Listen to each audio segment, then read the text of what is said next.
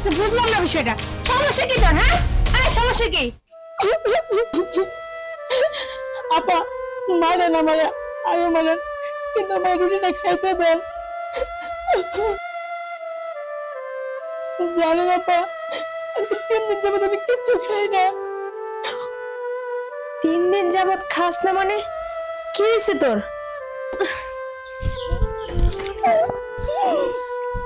এই নে, এখন কি করবি? 3 দিন ধরে খাস না কেন? কিন্তু তোরে তো দেখা ফকিন্নি মনে হয় না, পোশাক আশাক দেখে মনে হইতেছে ভদ্রঘরের মাইয়া। সমস্যা কি মানে খুলে কত? আপা আমি জীবনে খুব বড় একটা ভুল করেছি, আর আমি সেই ফলটাই পাইতেছি। মানে মানে আমি একটা ছেলেকে খুব ভালোবাসতাম, তার হাত ধরে পলায় আসছি। ছেলেটা ভালো ছিল না, সেটা আমার বাবা মা জানতো। জানার পরে আমার ওর সাথে মিশতে বারণ করছিল, কিন্তু আমি বাবা মার কথা অবাধ্য করে ওই ছেলের হাত ধরে চলে আসছি। আর ওই ছেলে আমাকে একটা ঝুঁকন্য জায়গায় বিক্রি করে দিছে। ওইখানে কি নোংরা কাজ হয় আপা?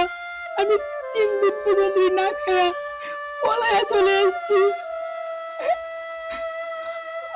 আচ্ছা ঠিক আছে, তোমার একান্ত হইব না, আমার যা বুঝার আমি বুঝতে পারছি। তুমি যে সেইখান থেকে পালাই আইছো, সাহসিকতার পরিচয় দিচ্ছ, তুমি তো এখন স্বাধীন। তোমার বাড়ি কোনখানে সেটা আমারে কও, দরকার পড়ে আমি সেখানে দিয়ে আসবো। না না আপা, আমি এই মুখ নিয়ে আমার বাবা মার সামনে যাইতে পারব না। এই সমাজ আমার মাইনা নিব না। আমি নষ্ট হয়ে গেছি আপা, আমি পারব না আপা যাইতে। চুপ করো, নষ্ট তুমি হও নাই, নষ্ট তো ওই ছেলেটা, নষ্ট আমাদের চোখ। আমাদের চোখ আছে বলে আমরা একজনে স্বাধীন মতো অনেক অন্যায় কাজ করে ফেলাই। শুনো, বাইসা থাকতে গেলে যুদ্ধ করতে হয়, আর তুমি তো সাহসিকতার পরিচয় দিচ্ছ। তোমার আমি তোমার বাড়িতে দিয়ে আসবো।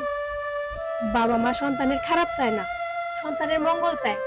সন্তান হাজার অন্যায় করলেও তারা মাইনে নেয়।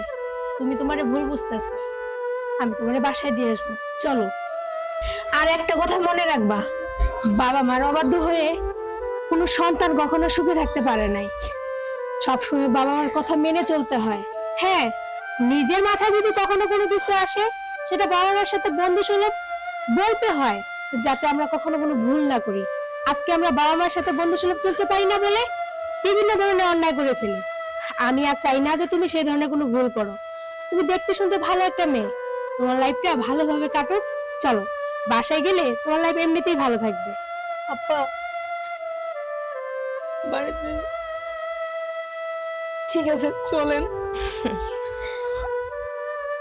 চলো।